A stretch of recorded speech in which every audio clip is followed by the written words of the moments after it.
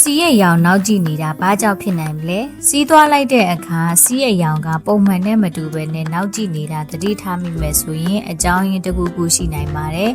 ဘာကြောင့်ဖြစ်နိုင်လဲဆိုတာဆရာဝန်ပြပြီးတော့စစ်စစ်ကြည့်မှတိတိကျကျသိနိုင်မှာပါ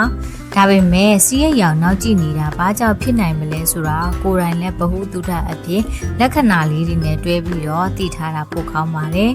စီးရဲ့ရောင်နောက်ကြည့်နေတာဘာကြောင့်ဖြစ်နိုင်မလဲဆိုတော့တည့်ရချက်ကတော့စီလန်းကြောင့်ပိုဝင်ခြင်းမှာစီးအိတ်ကြောက်ကက်စီးပြွန်တို့ကိုဘက်တီးရီးယားဝင်ရောက်တဲ့အခါစီလန်းကြောင့်ပိုးဝင်ခြင်းလက္ခဏာတွေကိုခံစားရတတ်ပါတယ်။စီးသွားတဲ့အခါအယောင်ကနောက်ကျနေတဲ့အပြင်ဒီလက္ခဏာတွေပါခံစားရနိုင်ပါတယ်။စီးသွားရင်ပို့တဲ့နာကျင်တဲ့ပုံမှန်ထက်စီးခဏခဏသွားတဲ့စီးတစ်ဆက်ထွက်နေတဲ့စီးကအနံ့ဆိုတဲ့ဒါမှမဟုတ်သွေးပါတတ်ပါတယ်။ယောဂဘိုးကိုနှိမ်နှင်းဖို့ဆရာဝန်ကလိုအပ်တဲ့ပလိစီဝါဆေးတွေပေးပါလိမ့်မယ်။ညွှန်ကြားတဲ့အတိုင်းဆေးမှန်မှန်တောက်ပါ။တကယ်လို့အဖျားတက်လာရင်ချမ်းတုံလိုက်ရင်ဘိုက်အောက်ပိုင်းကအောက်လာလို့ရှိရင်မအီမတာဖြစ်ပြီးတော့ပြုတ်အန်လာရင်ဆရာဝန်နဲ့ပြပါ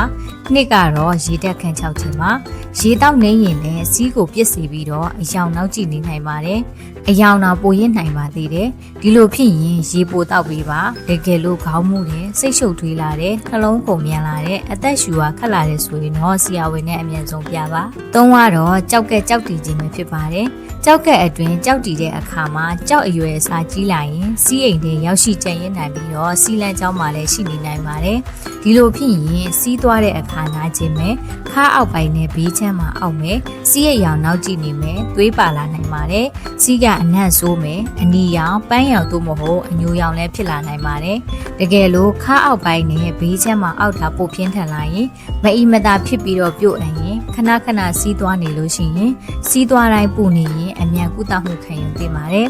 လေးကတော့လေမတဆင့်ကူးစက်တတ်တဲ့ယောဂ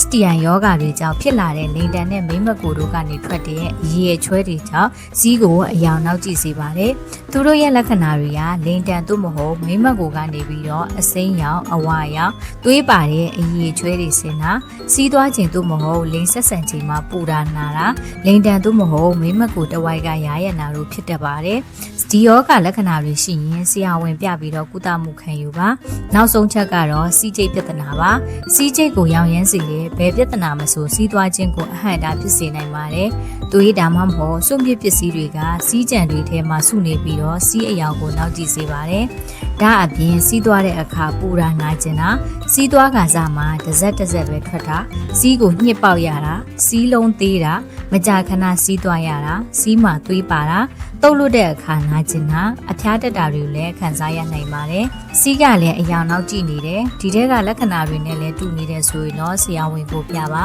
ယောဂစောစောစီစီသိရလေကုသပြောက်ကင်မှုမြန်ဆန်လေးဆိုတာကိုသတိရပါလို့ပြောရင်းနဲ့ပဲကျမရဲ့ဗီဒီယိုလေးကိုဆုံးသက်လိုက်